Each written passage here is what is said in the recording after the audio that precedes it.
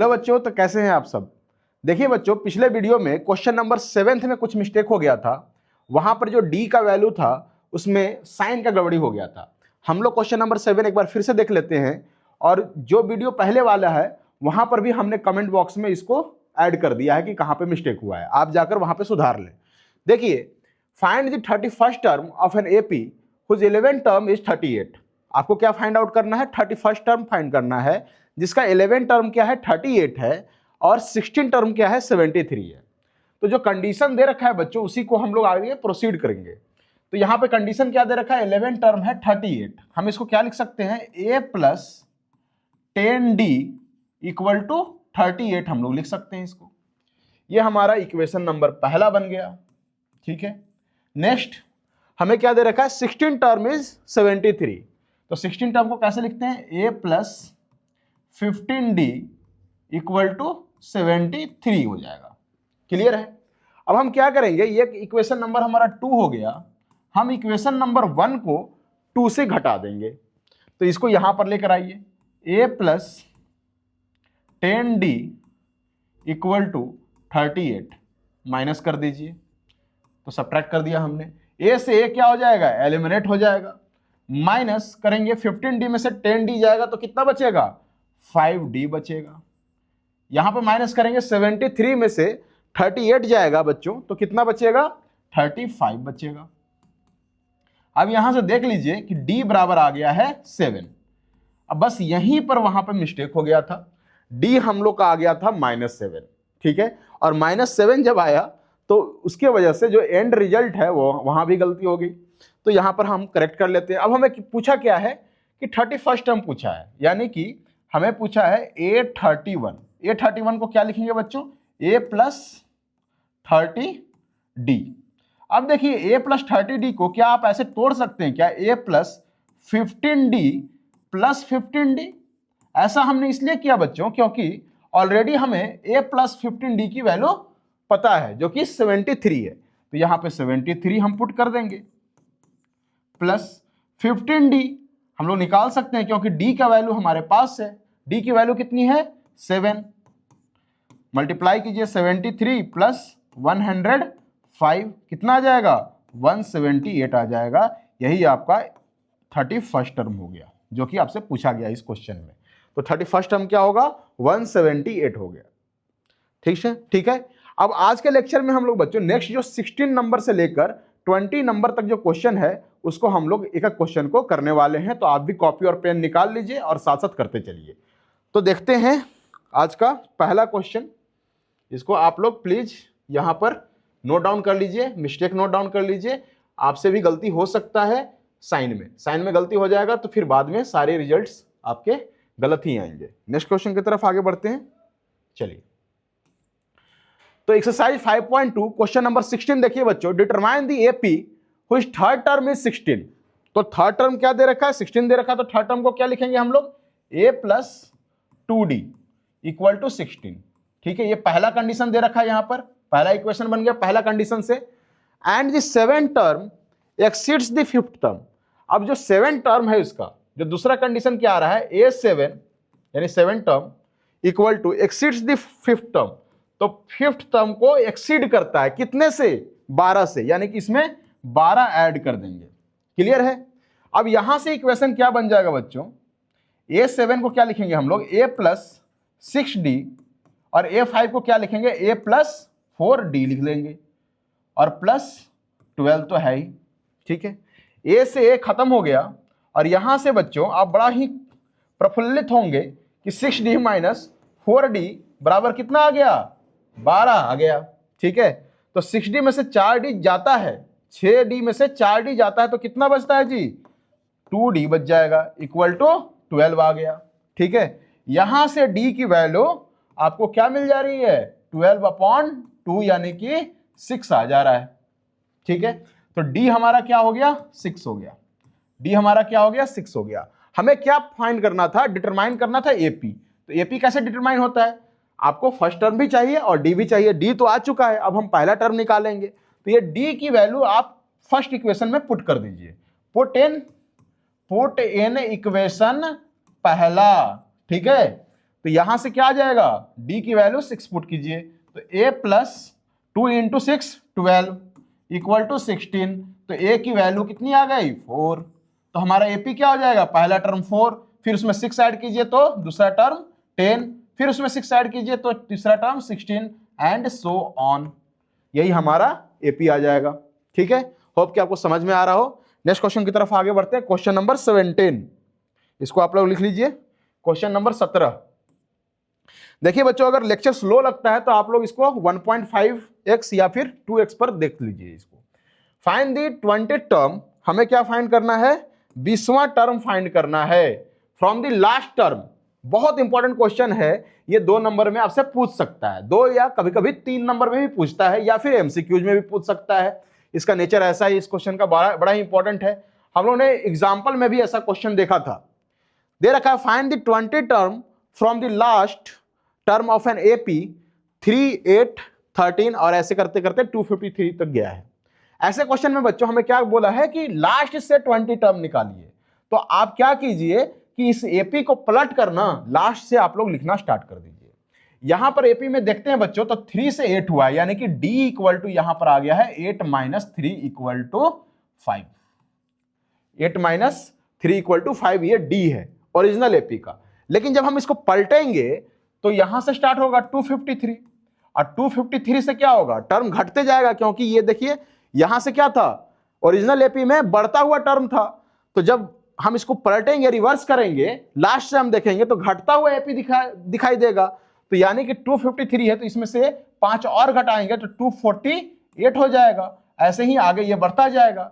अब देखिए हमारे पास AP जो अब आ गया है हमारे पास, वो क्या हो गया, उसका पहला टर्म है 253, और D क्या आ जाएगा 248 माइनस 253, 248 माइनस 253, और यहां से आ जाएगा -5 आ जाएगा D, है ना, क्योंकि यहां पे AP पलट चुका है। बस यहीं तक था खेला, अब देखिए आराम से आ जाएगा।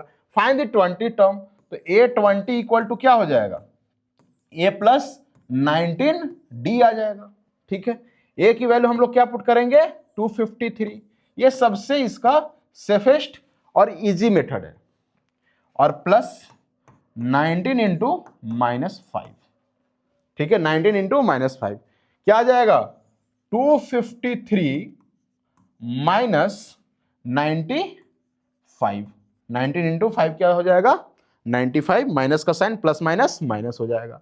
घटा दीजिए, 13 में से 5 जाता है 8 बचता है, ये कितना बच गया 4, ठीक है, तो 14 हो जाएगा, तो 14 में से 9 जाएगा तो कितना बचेगा, 14 में से 9 जाएगा तो 5, 9 5 14, और ये 2 1 बचा, तो 158 हो गया। तो 20 टर्म क्या हो जाएगा 158 हो जाएगा, कहां से, लास्ट से। जब भी ऐसा क्वेश्चन आए कि लास्ट टर्म से आपको निकालना है, तो बड़ा ही इत्मीनान से क्या कीजिए कि पहले इसका D निकाल लीजिए ओरिजिनल AP का, जो D का जो साइन आएगा उसका पलट दीजिएगा। यहां पर D का साइन क्या आया था, पॉजिटिव था, इसका हमने पलट दिया, क्योंकि अब हमें लास्ट से निकालना है, तो कितना आ गया माइनस आ गया, -5 आ गया। अगर मान लीजिए कि यही D -5 आया होता तो पलटते तो क्या आ जाता है +5 आ जाता, और उसके बाद आप A की वैल्यू तो आपको पता चली जाएगी, क्योंकि लास्ट से निकालना है, तो A हमारा वही बन जाएगा, और आगे प्रोसीड कर लीजिए। ठीक है, सबसे इजी मेथड है और शॉर्टकट मेथड है, और ये आपके बोर्ड एग्जाम में बिल्कुल वैलिड है। ठीक है, नेक्स्ट की तरफ आगे बढ़ते हैं, क्वेश्चन नंबर 18। क्वेश्चन नंबर 18 देखिए बच्चों, the sum of the 4th and 8th term of an AP, यहां पे देखिए कंडीशन दे रखा है, यहां पे दे रखा है sum of 4th and 8th term of an AP is 24, यानी कि चौथा और 8वां टर्म का जब हम सम करते हैं तो कितना आता है 24 आता है, and the sum of the 6th and 10th term is 44, then the find the first 3 term of the AP। यहां भी AP फाइंड करना है आपको कि AP क्या होगा।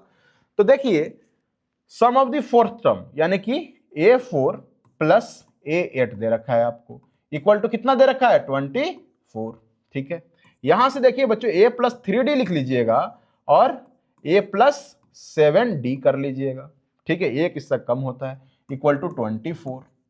यहां से कंडीशन से हमारे पास इक्वेशन क्या बन गया, A प्लस A क्या हो जाएगा 2A प्लस 7 प्लस 3 कितना हो जाएगा 10D इक्वल टू 24 आ जाएगा। यहां से हम लोग अगर 2 से डिवाइड कर दे बच्चों तो A प्लस 5D बराबर आ गया 12 आ गया। a प्लस 5d बराबर क्या आ जाएगा, 12 आ जाएगा। ये पहला इक्वेशन बन गया पहला कंडीशन से, ठीक है। नेक्स्ट कंडीशन दे रखा 6th और 10 टर्म का सम 44 है। 6 टर्म यानी a6 plus 10 term a10 equal to 44, ठीक है। यहां पर देख लीजिए बच्चों, a6 को क्या लिखेंगे, a प्लस 5d लिखेंगे, ठीक है, plus a plus 9d equal to 44 equal to 44 आ जाएगा, ठीक है। यहां से बच्चों हमें क्या मिल जाएगा, यहां से क्या मिल जाएगा, देखिए अगर a प्लस 5d यहीं पर हमें तो मिल चुका है ना, a plus 5d, a plus 5d हमें यहां पे मिल चुका है जो कि 12 है वैल्यू इसकी, तो यहां पर हम 12 लिख सकते हैं plus a plus 9d equal to 44, ठीक है। आप ऐसे भी कर सकते हैं, a प्लस 9d बराबर क्या हो जाएगा बच्चों, 12 को इधर ले जाइए तो 4 में से 2 गया 2 और 4 में से 1 गया 3, तो ये आ गया 32 आ गया, ठीक है। ये आ गया 32, ये इक्वेशन नंबर 2 हो गया हमारा। अब क्या करते हैं कि इक्वेशन नंबर जो 2 है उससे आप इक्वेशन नंबर 1 को घटा दीजिए, ठीक है। तो देखिए इसको यहां ले आइए, तो a plus 5d equal to 12, ठीक है। माइनस करेंगे, ये कैंसिल, यहां से माइनस करेंगे तो 9d माइनस 5d कितना आ जाएगा, 9d माइनस 5d आ जाएगा 4d आ जाएगा, इक्वल टू माइनस करेंगे तो यहां पर आ जाएगा 20, ठीक है। सो d बराबर आ गया बच्चों कितना आ गया, 5 आ गया, d बराबर आ गया 5, d बराबर कितना आ गया है, 5 आ गया है। अब हम किसी भी एक इक्वेशन में d की वैल्यू पुट कर लेंगे और हमारा a की वैल्यू आ जाएगा, तो यहीं पे पुट कर लेते हैं, put d equal to 5 in equation 1 में पुट कर लीजिए, तो यहां पर क्या आ जाएगा, a प्लस 5 d की वैल्यू भी 5 equal to 12, so a plus 25 equal to 12 आ गया। सो यहां पे कर देता हूं मैं आगे, तो a इक्वल टू 12 माइनस 25, तो क्या आ जाएगा, a की वैल्यू आ गई -13, ठीक है। तो पहला टर्म भी आ गया और कॉमन डिफरेंस भी आ गया, तब आप आसानी से पहला फर्स्ट 3 टर्म्स लिख सकते हैं। कैसे, तो a की वैल्यू पहला टर्म क्या हो जाएगा, -13, इसमें ऐड क्या करना है, 5 और ऐड करना है, तो 5 और ऐड करेंगे तो कितना हो जाएगा, -8 हो जाएगा, ठीक है। 8 5 13 होता है, फिर 5 और ऐड कीजिए तो -3 हो जाएगा, फिर एंड सो ऑन आगे बढ़ता जाएगा, ठीक है। -13 -8 और -3, ठीक है। तो ये आपका एपी आ गया, यहां पे first 3 term of the AP. Question number 18 खलास, क्वेश्चन नंबर 19 की तरफ बढ़ते हैं, आप इसको छाप लीजिए। चलिए क्वेश्चन नंबर 19, क्वेश्चन नंबर 19 एक सिचुएशन दे रखा है, ऐसे क्वेश्चन केस स्टडी में भी पूछ सकते हैं बच्चों। देखिए क्या है, सुब्बाराव नाम है, सुब्बाराव स्टार्टेड वर्क इन 1995 में ही वो काम करना स्टार्ट कर दिए थे, ठीक है, आपसे बहुत बड़े थे। At an annual salary of 5000 rupees, कितने सैलरी पर, 5000 रुपये सालाना, बड़ा ही कम पैसा मिलता था। And received an increment of 200 rupees each year, और हर एक साल क्या हो जाता था, उनकी सैलरी 200 रुपया बढ़ जाता था।